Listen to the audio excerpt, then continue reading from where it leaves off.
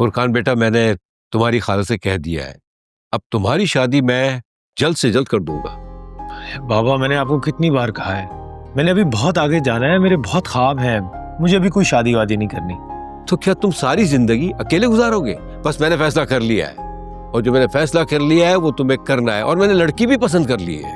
क्या क्या मतलब? आप लोगों ने लड़की भी देख ली है? कौन है लड़की? हाँ, बहुत अच्छी लड़की है। क्या कह रहे हैं बाबा, आप भी ना। देखो बेटा, इस साल तुम्हारी शादी हो के रहेगी, बस। ठीक है, जैसे आपकी मर्जी। Very good boy.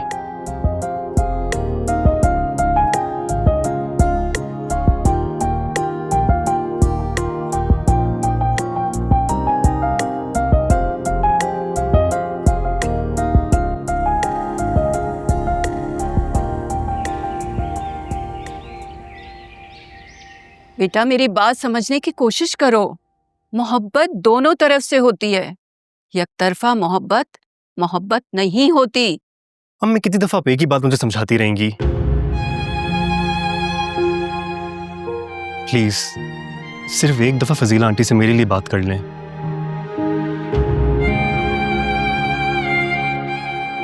प्लीज।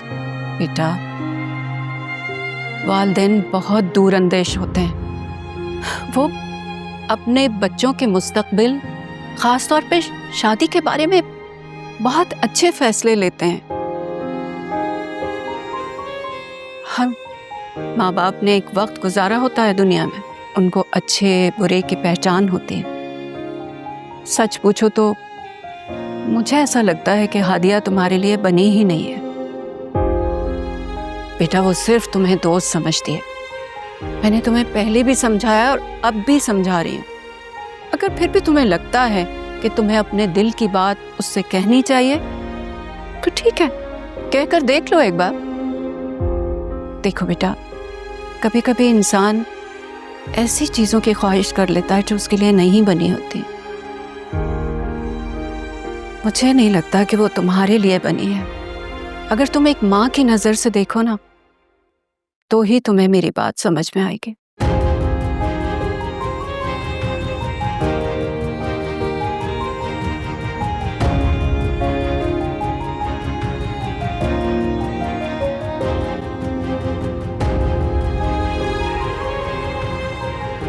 साहिल बेटा, तुम अपना कारोबार बड़ा करना चाह रहे हो ना, तो फिर ऐसा करो, मेरे पास कुछ मेरी ज्वेलरी रखी हुई है जो मैं अब पहनती भी नहीं, तुम वो ले लो और उससे अपना कारोबार बढ़ा लो। लेकिन ममाली जान, उस पर तो हादी और बतूल का भी हक है ना, मैं कैसे ले सकता हूँ? मैंने हादिया और बतूल से बात कर ली है, दोनों को कोई एतराज नहीं है। नहीं ममाली जान, मैं फिर भी उसमें से कुछ नहीं लूंगा। उस ज्वेलरी के ऊपर हक उन दोनों का है। बेटा, मैं अपनी जिंदगी में तुम्हें कामयाब देखना चाहती हूँ, बस। ममाली जान, आपकी बात सही है, लेकिन मैं अपने उसूलों को बदल नहीं सकता।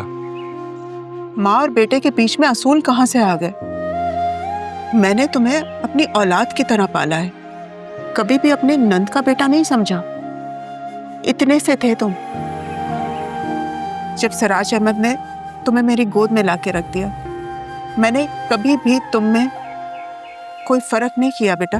बेशक मैंने हमेशा आपको अपनी वालदा का दर्जा दिया, और मामू जान की मोहब्बत ने मुझे इस काबिल बनाया कि मैं माशरे में इज्जत की ज़िंदगी गुजार सकूं। मुझे खुद मुख्तार बनाया, वरना यतीमों के साथ इस दुनिया में जो जालिमाना रवैया होता है वो आपको पता ही है। देखो बेटा, बचपन से जवानी तक जब हमने तुम्हारा इतना ख्याल रखा है, तो अब जब तुम्हें ज़रूरत है तो हम तुम्हारा साथ क्यों नहीं देंगे?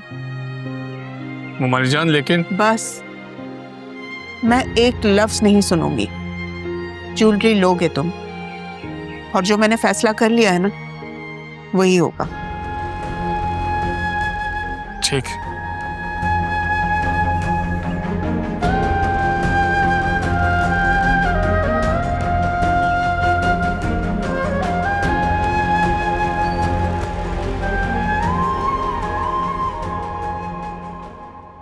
अबे ये क्या कर दिया तूने?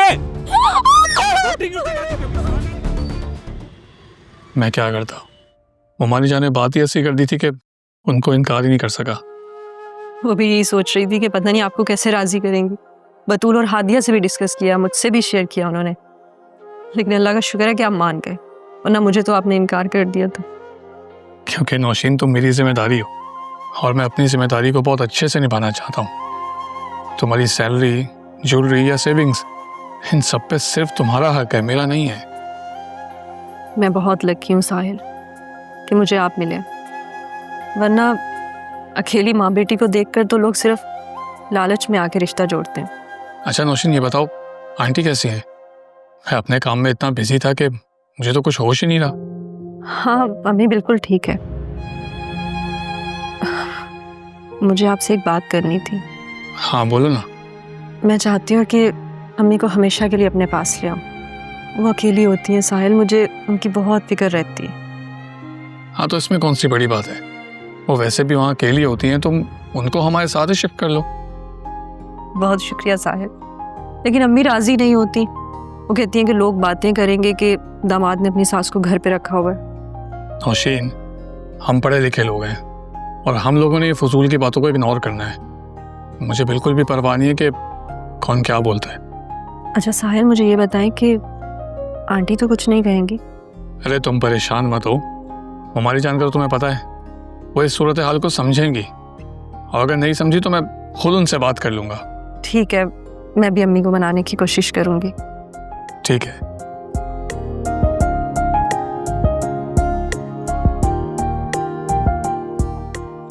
मैंने बस कह दिया है, पता नहीं अब जब अम्मी को बताऊंगी तो ना जाने किस तरह रिएक्ट करेंगी। अम्मी, अरे बेटा, क्या हुआ? रो क्यों रही है मेरी बच्ची? नहीं बस वैसे ही आपकी याद आ रही थी। हाँ बिटिया, तेरी याद भी बहुत आती है मुझे। अम्मी, एक बात बताए, कभी अगर मैं आपके पास हमेशा के लिए आ जाऊं तो? अरे क्या बोल रही है? क्या तुम दोनों मियाँ बीवी में फिर लड़ाई हुई है? मेरी बात सुन बेटा, हर मियाँ बीवी में लड़ाई होती है। कि इसका मतलब ये तो नहीं है उससे लड़ाई हो और तू घर आ जाए। देख बेटा, मेरी बात सुन, मर्द के साथ हमेशा सर झुकाकर जिंदगी गुजारी जाती है। लेकिन अम्मी, मेरी भी तो जिंदगी है, मैं भी तो इंसान हूँ।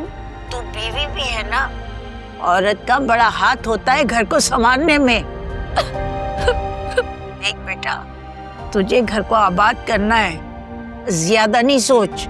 अच्छा, अब मैं फोन बंद कर रही हूँ। अल्लाह हाफिज। क्या मैं सारी जिंदगी इसी तरह रोती रहूंगी? फिर एक दिन यूं ही मर जाऊंगी? नहीं, ऐसा नहीं हो सकता।